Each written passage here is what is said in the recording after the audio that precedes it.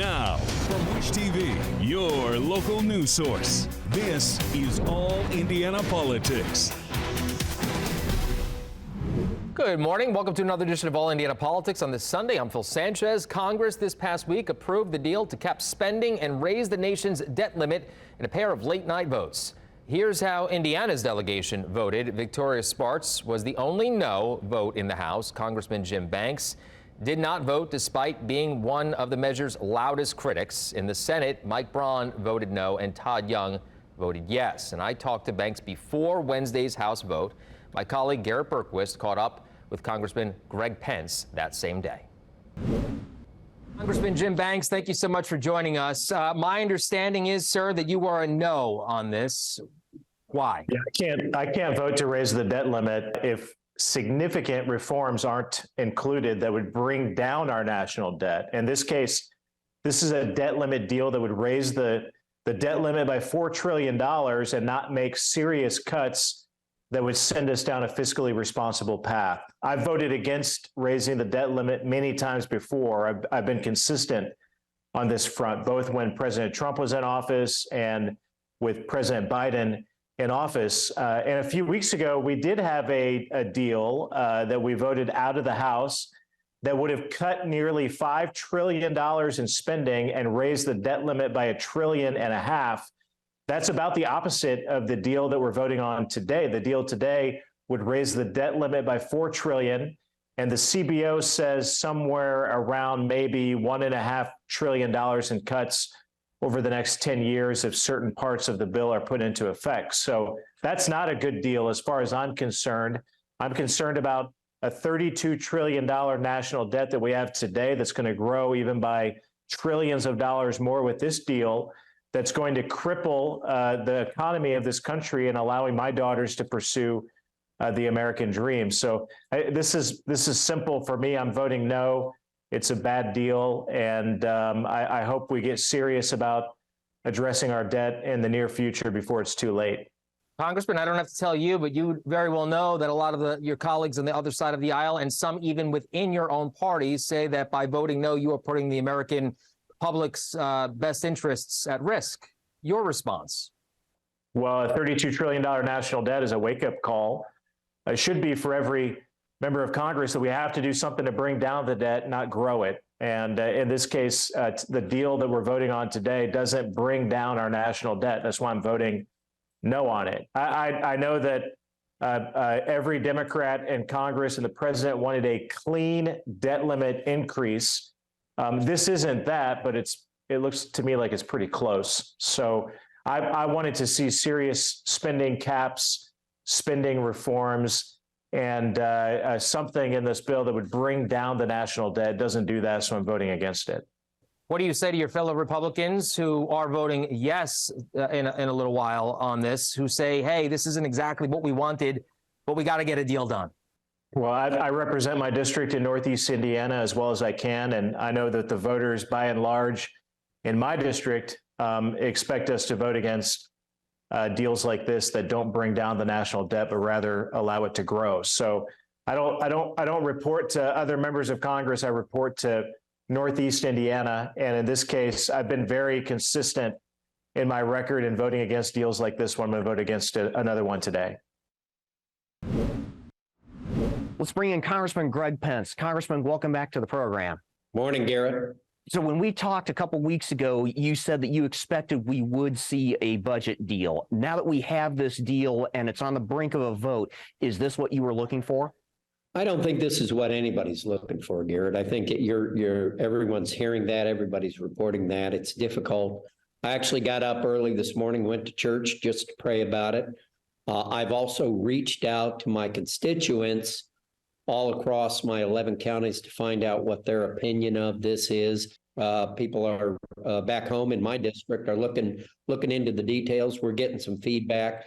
My job as a representative is to represent my constituents. This deal only caps non-defense discretionary spending. That's a pretty small sliver of the pie.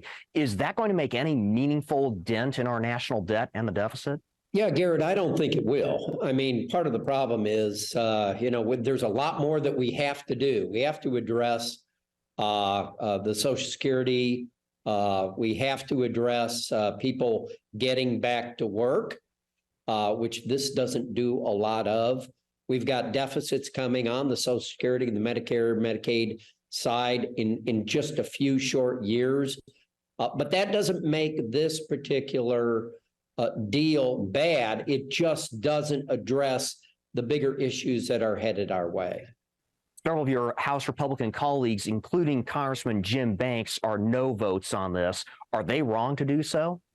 No one's wrong. I think, as I said to you in the very beginning, my responsibility as a representative is to do what my constituents want. And if some of my peers feel that they need to vote no or yes on any particular bill, I have a great deal of respect for them doing the right thing. Always what's in your heart, what's in the best interest of your constituents. The debt limit will be raised for 2 years. Does this mean we're going to have to go through this fight all over again in January of 2025? Well, Garrett, I think that's a great question. I think the answer is probably yes. Revenues, every income statement has revenues and expenses. What will revenues be between now and 2 years, as you mentioned? It doesn't look good. Back home, I know people are struggling, businesses are struggling. Thank God we live in Indiana where we're fiduciarily responsible and we have reserves. Will we have to address particularly this in 2 years? We're going to have to address our debt ceiling at some point. All right, coming up, a new doctor in the House, why you might see the new state health commissioner in a hospital near you. All right, welcome back. An Indianapolis ER doctor now in charge of the state health department. Dr. Lindsay Weaver became the state health commissioner on Thursday. She previously served as Indiana's chief medical officer. She sat down recently with our government reporter, Garrett Berquist.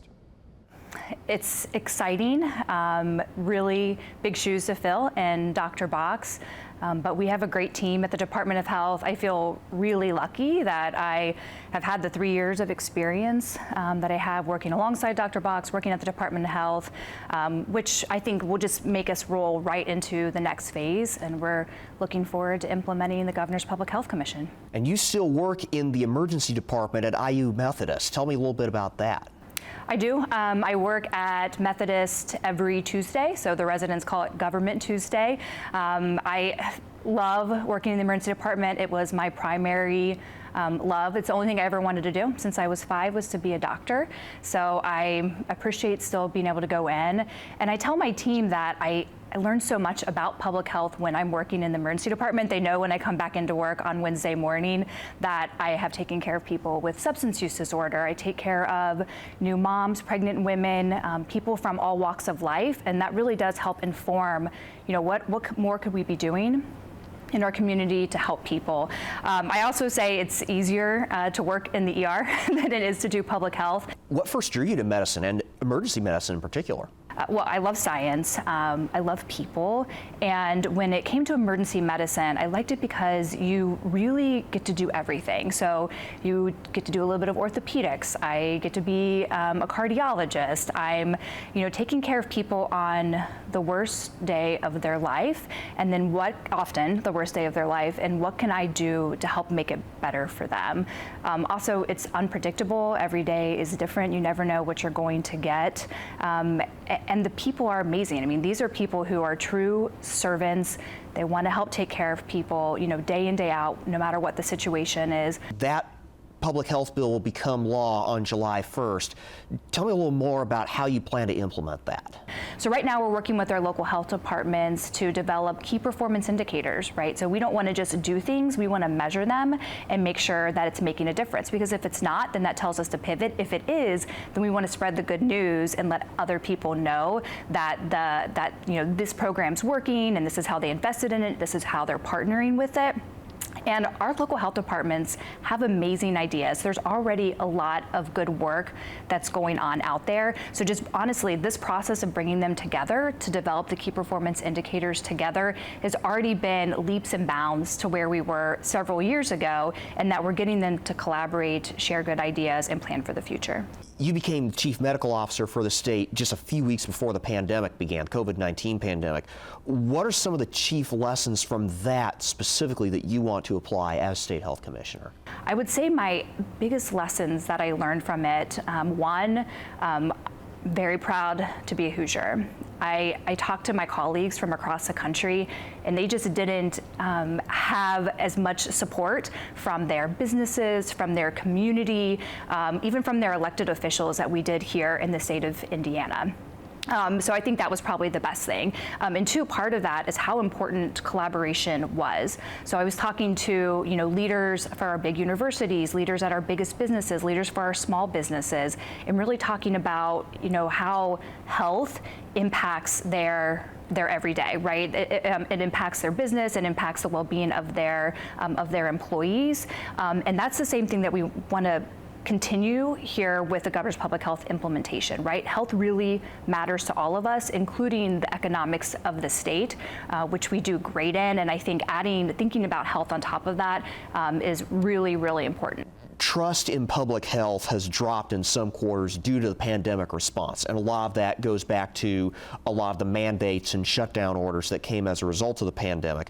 How do you repair that loss of trust? I think what people need to understand is that early in the pandemic, we didn't have very much information. Nobody really did. So everybody was trying to do the best that they absolutely could to save as many lives as possible, to protect as many people.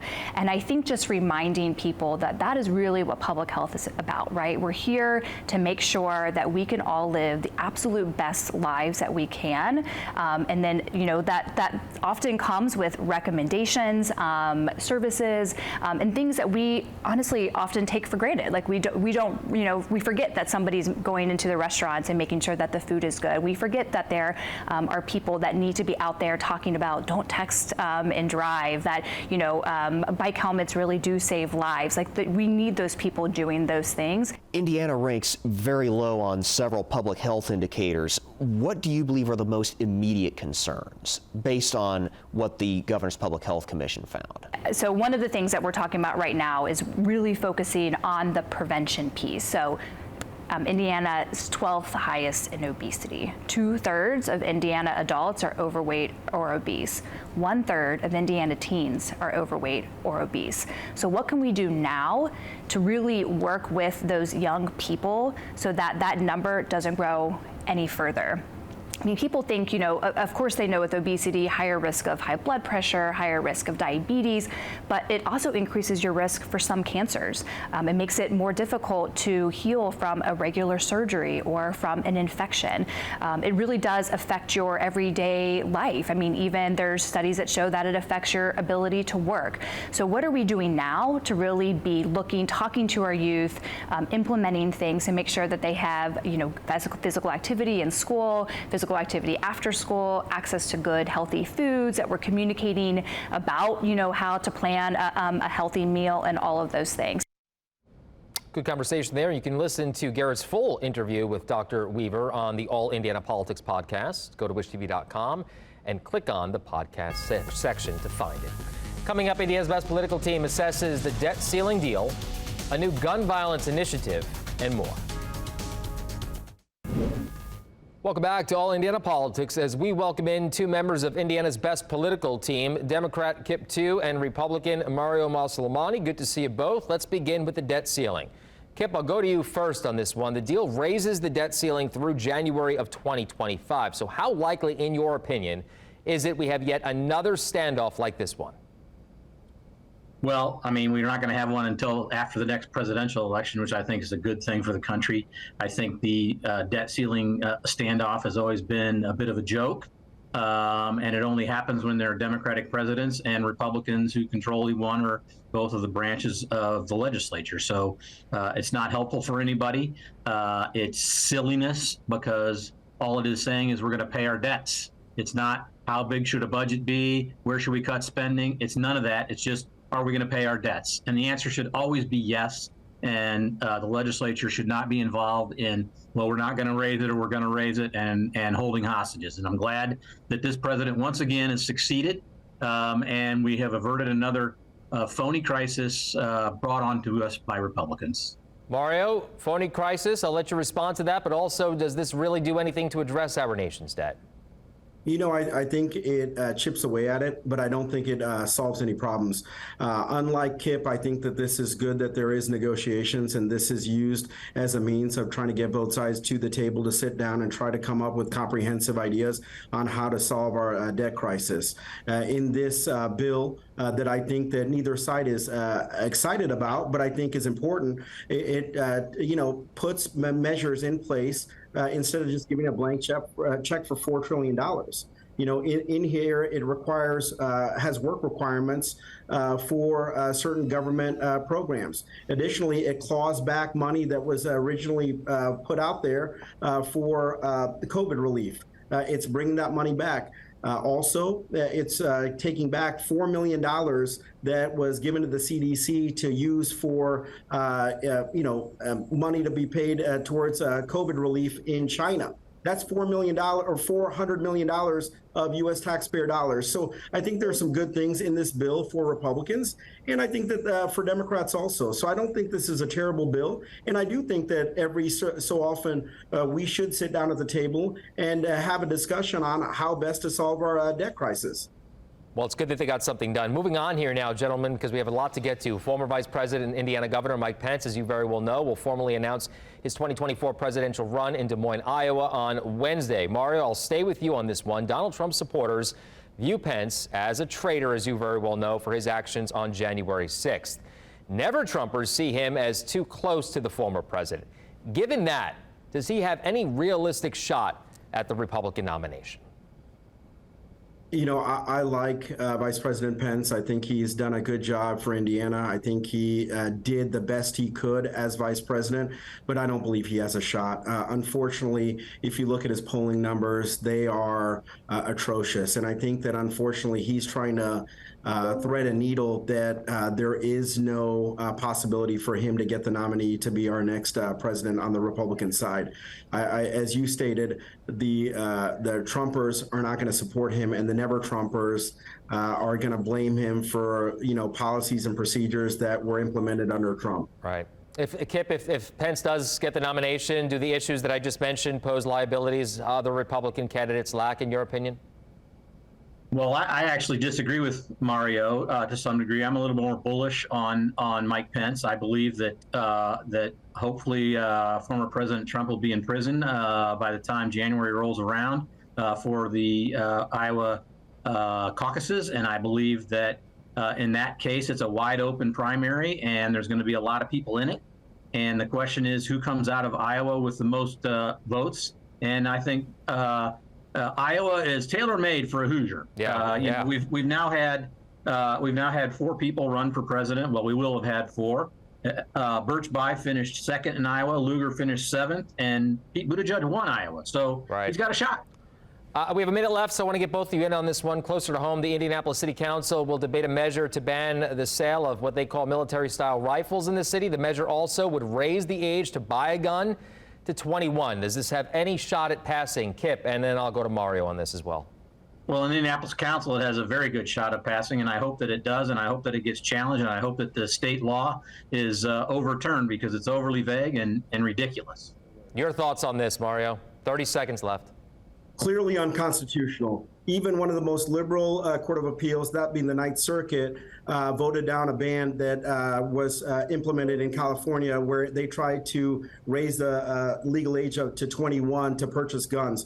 Additionally, this assault rifle ban, what does it do? If you look at the crime stats from the FBI in Indianapolis, 3% of homicides were caused by these assault rifles. So you're not really doing anything to address the crime problem, homicide problem. Unfortunately, we're out of time. Good points from both of you. Thank you so much. We'll talk to you soon. We'll be right back.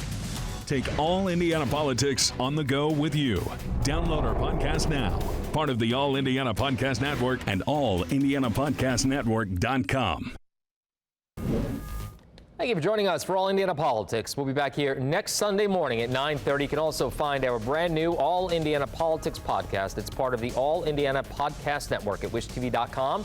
Have a great rest of your weekend.